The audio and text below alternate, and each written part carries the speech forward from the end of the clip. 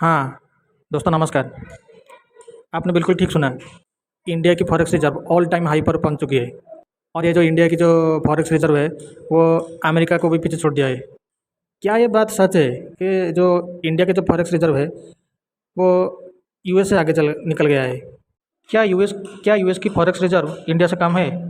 इनका इसका आंसर है हाँ, बिल्कुल। तो आपके मन में ये सवाल आया होगा कि ये जो फॉरेक्स रिज़र्व है, ये है क्या? फॉरेक्स रिजर्व, ये वर्ड सुन के आपको ये तो पता चल गया होगा कि हम किस टॉपिक पर बात कर रहे हैं। हाँ, आपने बिल्कुल ठीक अनुमान लगाया, हम इकोनॉमी की बात कर रहे हैं। क्या फॉरेक्स रिजर्व एक कंट्री के पास होना चाहिए? अगर ये इतनी ज़रूरी है तो क्या करें कि जो फॉरेक्स रिजर्व है एक कंट्री का, वो बढ़ाया जा सकता है? आइए इस सेक्शन में हम चर्चा करते हैं। Let's start. फॉरेक्स रिजर्व का मतलब होता है विदेशी मुद्रा भंडार। अगर हम इंटरनेशनल स्तर पर किसी देश के साथ वाणिज्य व्यापार करते हैं, किसी सामान खरीदते हैं, तो हमको उसको पे करना पड़ेगा। अगर मान लीजिए हम खुद की करेंसी से पे करते हैं, तो हम अपनी खुद की करेंसी को छाप करके, कितनी भी छाप करके उसे कितना भी सामान खरीद सकते हैं, लेकिन ऐसा नहीं होता है। अगर मान लीजिए कोई देश हमसे कोई सामान खरीदता है और वो खुद का करेंसी यूज करके हमको देता है छाप करके, तो क्या हम उस जो करेंसी है उसको एक्सेप्ट कर लेंगे? हम उस करेंसी को एक्सेप्ट करने से पहले हम ये चीज़ ज़रूर देखेंगे कि क्या वो जो करेंसी जो देश हमको पे कर रहा है, इसका कोई इंटरनेशनल वैल्यू है कि नहीं।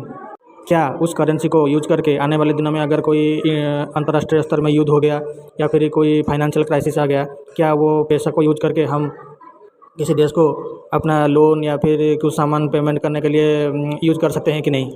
अगर हम इकोनॉमिकली स्टेबिलिटी की बात करें, तो इंटरनेशनल स्तर में दो ही चीज़ें हैं जिसको यूज करके हम दूसरे देशों को लोन रिपेमेंट या फिर उसको पे कर सकते हैं या फिर उसमें इन्वेस्ट कर सकते हैं।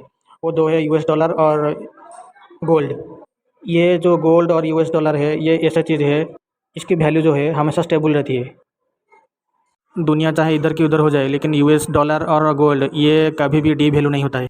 अगर मान लीजिए हम कोई देश से कोई चीज़ खरीदते हैं और इमीडिएट बेसिस पर उसको पेमेंट करना पड़े और हम ना कर पाएँ, या फिर जैसे मान लीजिए कि हम किसी देश किसी देश के लोन को रीपेमेंट करना है। अगर हम ठीक टाइम पर उस लोन को रीपेमेंट ना कर पाएँ, तो अंतर्राष्ट्रीय स्तर पर हम डिफ़ॉल्ट घोषित हो जाएंगे। अगर ये डिफ़ॉल्ट हो गए, अगर एक बार एक कंट्री लोन रीपेमेंट करने के लिए डिफ़ॉल्ट हो गया, तो दिक्कत ये आती है कि जो इंटरनेशनल स्तर है, उस पर उसकी जो विश्वसनीयता विश्वसनीयता वो कम हो जाता है। इसमें मैं एक और बात आपको बता दूं कि जो दुनिया की जो 80% ट्रांजैक्शन है, वो डॉलर में ही होता है। अगर मान लीजिए इंडियन के रुपीज़ को कोई वैल्यू डी वैल्यू हो जाए कल, तो वो यूएस डॉलर और गोल्ड ही है जिसको यूज करके हम दूसरे देशों से ट्रेड कर सकते हैं।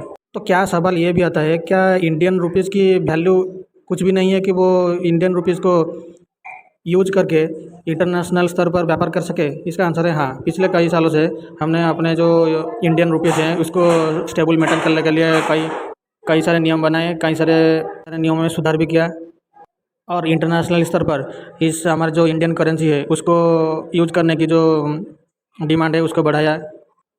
और आपको ये बात जान करके खुशी होगी, आज की तारीख में 18 देशों ने इंडियन करेंसी को यूज करके अपना व्यापार करते हैं। बस आते हैं हमारे पहले सवाल में कि क्यों इंडिया की जो फॉरेन रिजर्व है वो यूएस से ज़्यादा है। इसका आंसर है यूएस के जो डॉलर है वो इंटरनेशनल एक्सेप्ट है, इसीलिए वो खुद की करेंसी है, वो खुद के पास क्यों रखेगा?